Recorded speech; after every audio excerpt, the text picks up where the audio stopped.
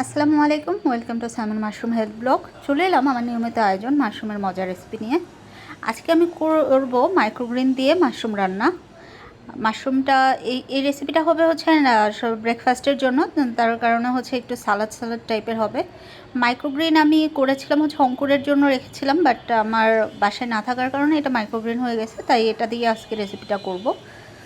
আমি শিকড় সহ নিচ্ছি, চাইলে কেউ শিকড় ছাড়াও নিতে পারে। আর আমি যেহেতু ডালটা আমার ভালো রয়েছে, আমি ডালটাও সম্পূর্ণ নিচ্ছি। আর যেটা নষ্ট হয়ে গেছে সেটা জাস্ট ফেলে দিব, অনেকটা কালো হয়ে গেছে ওটা ফেলে দিব। ভালো করে বেছে এটা আমি ধুয়ে নিব, আরও যদি কালো থাকে সেগুলোও ফেলে দিব। ভিতর থেকে এভাবে করে ফেলে দিতে হবে। আমি একটু ছিলে দিচ্ছি, যেটা ভালো এটা রেখে দিচ্ছি। আর আমি নিয়েছি মিল্কি মাশরুম, শসা, টমেটো, গাজর, আর নিব এটা হচ্ছে মিষ্টি কুমড়ো। মিষ্টি কুমড়োটা পাতলা স্লাইস করেছি যাতে একসাথে সেদ্ধ হয়ে যায়। অন্য সব যেহেতু সালাদি আইটেম, খুব বেশি কুক করবো না আমি। আর মাইক্রোগ্রেন প্রথমে কড়াই দিয়ে দিচ্ছি রসুনটা একটু তেলে ভেজে যখন ফ্লেভার উঠে আসবে তখন আমি দিয়ে দেবো পেঁয়াজ দেওয়ার পর আমি একে একে সব সবজিগুলো দিয়ে দেবো। প্রথমে মাশরুম, তারপর মিষ্টি কুমড়ো। মাশরুম আর মিষ্টি কুমড়োটা একটু বেশি রান্না করতে হবে, যার কারণে এটা একটু আগে দিয়ে দিচ্ছি। সাথে দিয়ে দিচ্ছি লবণ ও সয়া সস, সামান্য একটু মরিচের গুঁড়োটা আমি নর্মালি সালাদে যেগুলো খাই সেটা হচ্ছে একটু আমি ভেজে নিজেই বানিয়ে নিই, ওইটা ভালো লাগে খেতে। আর দিচ্ছি টমেটো।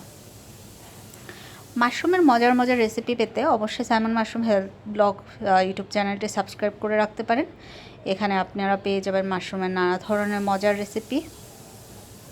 সব শেষে আমি হচ্ছে মাইক্রোগ্রিনটা দিয়ে দিচ্ছি, যেহেতু আমি এটা অনেক বেশি কুক করব না, তার কারণ হচ্ছে মাশরুম আর মিষ্টি কুমড়াটা আগে ভালো করে রান্না করে নিয়ে পরবর্তীতে হচ্ছে মাইক্রোগ্রিন অন্য সবজিগুলো দিয়ে দিচ্ছি। টমেটো আগে দিয়েছি যে কারণ টমেটোটা যাতে একটু গলে টক ভাবটা চলে আসে, টক লাগলে খেতে ভালো লাগবে। তো রেডি আমার ব্রেকফাস্ট। খুবই হেলদি, খুবই পাওয়ারফুল একটি ব্রেকফাস্ট হবে এটা। আপনারা ট্রাই করতে পারেন। এখানে ছোলার মাইক্রোগ্রিনের বদলে যে কোনো মাইক্রোগ্রিন ব্যবহার করতে পারেন।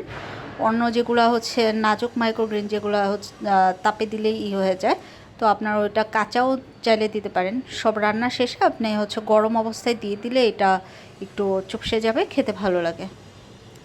তো আমি এ পর্যন্ত রাখি। পুরো ভিডিওটি দেখার জন্য অসংখ্য ধন্যবাদ। সবাই চ্যানেলটি সাবস্ক্রাইব করে রাখবেন, শেয়ার দিয়ে দিবেন।